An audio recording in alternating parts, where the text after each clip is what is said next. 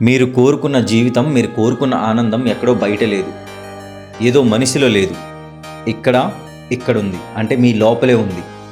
దీన్ని పొందాలంటే మెడిటేషన్ చేయాలని నేను చెప్పాను, కృష్ణుడే చెప్పాడు.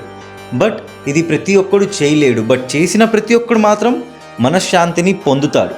భగవద్గీత చాప్టర్ 6 శ్లోక్ నంబర్ 36లో శ్రీకృష్ణుడు అర్జునుడు చెప్తున్నారు, పార్థ, యోగి అనేవాడు వాడి మైండ్ని వాడి ఆధీనంలో పెట్టుకుంటాడు.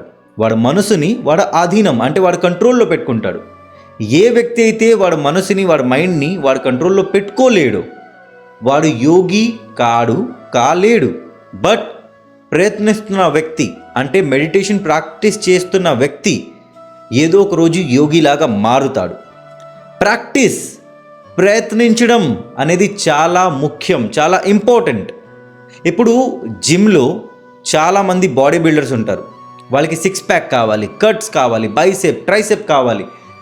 వాళ్ళు బయటికి వెళ్ళరా? వాళ్ళ కళ్ళు ముందు ఫుడ్స్ రావా? అంటే స్ట్రీట్ ఫుడ్ రాదా? స్వీట్ రాదా? వస్తుంది. బట్ వాళ్ళ మైండ్ని వాళ్ళ కంట్రోల్లో పెట్టుకొని అవన్నీ ఏమీ తినరు, వాళ్ళ డైట్నే ఫాలో అవుతారు. అలాగా చేయడం వల్లే వాళ్ళ దగ్గర ఒక పవర్ఫుల్ బాడీ ఉంటుంది.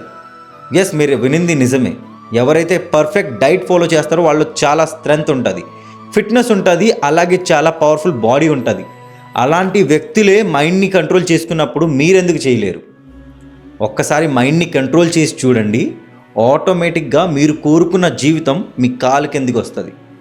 అదే శ్రీకృష్ణుడు మాట, అదే నేను చెప్తున్నాను. హరే కృష్ణ, జయ శ్రీకృష్ణ. असंयतात्मना योगो दुष्प्राप इति मे मतिः वश्यात्मना तु यतता शक्यो वाप्तुमुपायतः.